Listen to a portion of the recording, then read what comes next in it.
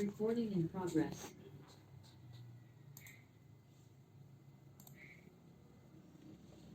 Baik, Assalamualaikum warahmatullahi wabarakatuh. Sebelumnya, selamat datang di channel Ngilmu CFD, channel yang membahas seputar computational fluid dynamic baik secara teoritikal maupun praktikal. Di season lalu, di episode lalu kita membahas mengenai introduction tentang CFD. Pada kali ini kita akan membahas mengenai step work of computational fluid dynamic. Oke, langsung saja. Jadi ada beberapa langkah-langkah kerja di dalam computational fluid dynamic. Nah, kita mulai dari problem definition. Jadi problem definition itu adalah ketika kita diberikan suatu kasus, kemudian kita akan menyelesaikan kasus tersebut dengan CFD. Nah, problem definition ini digunakan untuk menganalisa nantinya apa saja, konsep apa saja yang akan kita gunakan, data apa saja yang akan kita gunakan, serta hasil resultnya itu nanti apa saja yang kita inginkan gitu. Problem definitionnya setidaknya secara garis besar kita harus tahu pada tahap ini apa yang kita butuhkan untuk mengerjakan itu dan apa yang kita hasilkan nanti untuk analisis dan apa yang kita akan analisis dari hasil CFD-nya nanti. Nah, itu harus sudah ditetapkan di problem definition ini. Nah, setelah problem definition kita sudah fix, maka kita lanjut ke geometri atau pembuatan domainnya. Jadi domain itu adalah sesuatu yang dihitung dari sistemnya tadi. Nah, untuk membuat geometri domain ini teman-teman biasanya pakai software di CAD atau Computer Aided Design, baik itu biasanya bawaan dari software tertentu atau kita convert dari software ke software. Nah, selanjutnya ada meshing. Jadi kalau meshing setelah kita membuat domain itu kan domain itu dalam rangka satu diagram yang sangat besar. Nah, satu kesatuan yang besar. Nah, untuk di dalam CFD karena kita based on sesuatu yang kecil-kecil atau perhitungan itu dilakukan dalam diskritisasi yang kecil, maka kita lakukan meshing. Jadi meshing ini proses diskritisasi atau pemisahan dari satu domain yang besar tadi menjadi domain yang sangat kecil-kecil. Nah, domain volume baik itu volume ataupun luas bidang itu yang kecil-kecil itu nanti yang akan menjadi sesuatu yang kita hitung batasannya dan nanti sesuatu yang dihitung itu akan menghasilkan hasil yang kita inginkan gitu ya. Kemudian ada setup. Setup ini untuk fisik, maksudnya untuk problematika itu disesuaikan dengan kasusnya tersebut. Jadi biar kasusnya mirip, maka pemodelannya misalkan menggunakan persamaan-persamaan apa. Nah, setup ini bisa meliputi setup secara fisik atau fisikanya dan juga secara numerikalnya atau persamaan-persamaan numeris yang dibutuhkan untuk penyelesaian dari persamaan-persamaan yang sudah ditetapkan sesuai dengan kasus yang terjadi. Nah, setelah setup kita cek juga atau kita set di post processing, kita pengen gambar apa atau kita pengen data apa yang keluar. Misalkan ketika teman-teman di praktikal itu banyak menggunakan kontur, streak line, streamline ataupun path line. Nah, itu bisa di setup di situ. Kemudian nanti setelah itu dari hasil computational nanti didapatkan result yang perlu divalidasi ya teman-teman. Ini perlu digaris bawahi bahwasanya hasil dari CFD itu sangat perlu divalidasi. Kenapa?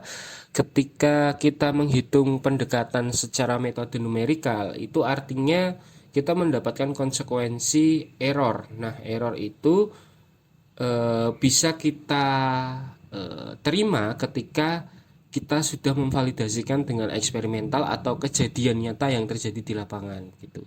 Setelah divalidasi barulah kita nanti di data analisis dan kemudian selesai. Nah, step ini adalah salah satu step yang ada di mungkin teman-teman praktikal yang sering sekali untuk ngotak-atik desain gitu ya. Jadi awalnya kita mungkin dari problem definition kita mendapatkan konsep, misalkan ini dari uh, aerodinamika mobil misalkan ya. Konsepnya seperti ini, ada gaya drag, kemudian ada gaya lift, terus ada downforce dan lain sebagainya. Ketika itu kemudian kita berdasarkan ini kita lakukan desain sehingga mendapatkan aerodinamika yang bagus. Nah, caranya dengan disimulasi ini. Nah, ketika simulasinya menghasilkan yang kurang efisien, maka kita lakukan perbandingan lagi, kemudian disimulasi lagi. Ketika simulasinya udah paling maksimal, barulah kita membuat prototype. Nah, makanya di sini ada tahap inilah yang kemarin kita bahas di introduction, itu dia menjadikan CFD ini lebih murah, cost reduce-nya banyak, karena ketika orang bereksperimen umumnya adalah ketika sudah mendapatkan konsepnya, oke, kita buat prototype. Nah, prototype kalau jumlah banyak itu akan sangat menghabiskan waktu dan tenaga, sehingga serta biaya juga. Nah, makanya ada simulasi ini sangat membantu untuk mempercepat kita dalam menyelesaikan kasus. Setelah prototype mungkin nanti di production gitu. Nah, ini sama aja di bawahnya ini, hampir sama dengan. Oke, untuk mudahnya kita langsung ke studi case aja. Langsung ke studi case. Jadi ini salah satu studi case kami di mana kami melakukan penelitian berkaitan dengan oscillating water column, teman-teman. Jadi apa itu oscillating water column? Oscillating water column adalah perangkat yang mengkonversi gelombang energi laut menjadi gelombang energi laut dari ombak itu menjadi energi listrik, teman-teman. Caranya dengan kayak ini. Jadi ini adalah salah satu yang sudah terpasang di dunia real of onshore atau di bibir pantai. Nah, ini memiliki konstruksi yang kurang lebih seperti ini. Jadi nanti ketika gelombangnya datang, dia akan menggerakkan naik turun dari air yang ada di dalam kolam, sehingga kan udara yang di sini juga ikut keluar dan masuk. Nah, keluarnya itu dilewatkan turbin dan masuknya juga dilewatkan turbin. Turbinnya adalah turbin khusus bidirectional yang bisa bergerak, yang bisa menerima dari dua arah sekaligus dalam pergerakannya. Nah, kita akan mengeksekusi atau menganalisa untuk step work dari example study case ini. Oke, di awal kita tentunya harus mendapatkan data apa saja sih yang akan kita uji, dan kemudian variabel-variabel apa yang sekiranya nanti kita akan masukkan ke dalam modelnya itu.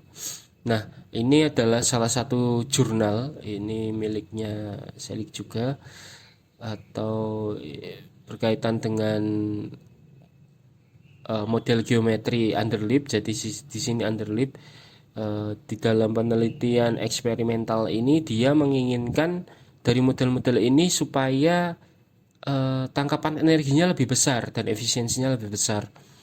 Maka dari itu disesuaikan dengan eksperimennya. Ketika kita akan melakukan CFD-nya, oke, kita scanning dulu apa saja yang perlu divariasikan dan pengujiannya apa. Nah, ini pengujiannya ini menggunakan gelombang ini ya, gelombang air laut ini. Nah, ini bentuk-bentuk dari ini model geometrinya.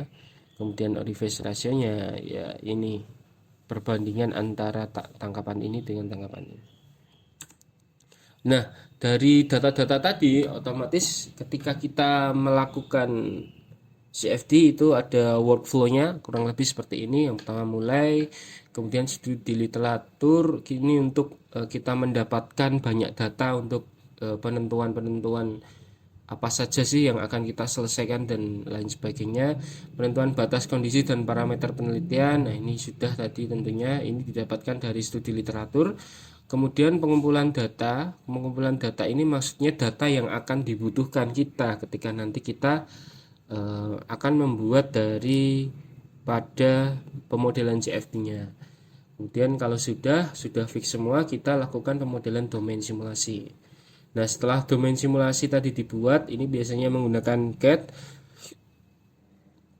Kemudian kita lakukan mesh generation, atau kita cari meshnya itu yang paling bagus seperti apa. Sekiranya sudah bagus, kita parameternya apa? Parameter kualitas mesh itu ada dua. Yang pertama nanti skewness dan orthogonality. Nah, ini nanti akan dirincikan di pertemuan-pertemuan berikutnya. Nah, ketika sudah, ya kita lanjutkan ke setup parameter. Setup parameter kita lakukan untuk sebelum kalkulasi. Nah, setelah itu kita lakukan kalkulasi.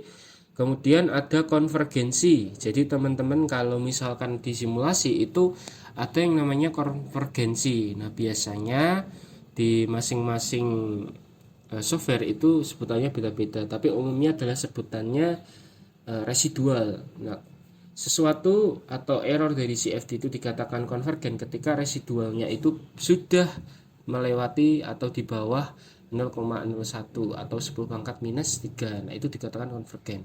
Ketika dia konvergen, selanjutnya baru bisa dilakukan mesh independensi. Mesh independensi itu apa? Jadi mesh itu ketika jumlahnya banyak dan jumlahnya sedikit, itu hasilnya bisa beda, teman-teman. Karena ibarat dalam satu luasan yang sama, ketika kita jaring, misalkan teman-teman jahil lada itu di nelayan itu jalannya itu lebih rengket, itu kan kita bisa mendapatkan ikan-ikan yang kecil. Kalau jahilnya itu atau jalannya itu lebar-lebar dan besar-besar, kan otomatis ikan-ikan yang kecil sulit untuk Nah, itu salah satu mesh independensi. Nanti kita akan bahas di berikutnya. Kemudian untuk simulasi, nah barulah untuk mesh independensi kita dilakukan simulasi satu persatu dari model variasi meshnya tadi, kemudian divalidasi. Nah, validasi itu ini sumber datanya dari eksperimen, kemudian divalidasikan, kemudian nah ini tergantung sama teman-teman valid. Kalau di penelitian ini, karena ini menginginkan yang detail nggih, jadi di bawah 5% baru dia dikatakan valid. Ketika dia di atas 5% dikatakan valid. Nah, umumnya ini dibuat 10%, teman-teman. Nah, setelah selesai ini barulah kita bisa melakukan pengujian di berbagai modelnya. Nah, ini salah satu bentuk model geometrinya tadi, kita bikin pakai CAD-nya. Nah, kemudian ini proses meshing, kita generation dari mesh-nya. Nah, ini nanti adalah salah satu topik yang seru ya, teman-teman, di meshing ini. Nanti kita akan bahas di pertemuan-pertemuan berikutnya. Nah, ini untuk mesh independensi. Jadi ketika jumlah gridnya berganti atau semakin kecil dari ukuran gridnya, itu outputnya nanti juga beda, teman-teman. Nah, ini salah satu untuk setup yang mungkin nanti kita bahas di pertemuan berikutnya. Ini pada pertemuan kali ini kita fokuskan untuk pengenalan lebih umum dulu. Nah, ini salah satu grafik result yang kita inginkan dari velocity outputnya nanti. Terus ini processing animation, ini bentuknya Padlet ya, teman-teman. Jadi ada macam-macam nanti. Ini pakai ANSYS. Nah, oke, cukup sekian untuk video kali ini. Semoga bermanfaat. Kita akan bahas di pertemuan selanjutnya berkaitan dengan hal-hal yang lebih detail lagi berkaitan dengan step work ini. Baik, terima kasih. Assalamualaikum warahmatullahi wabarakatuh.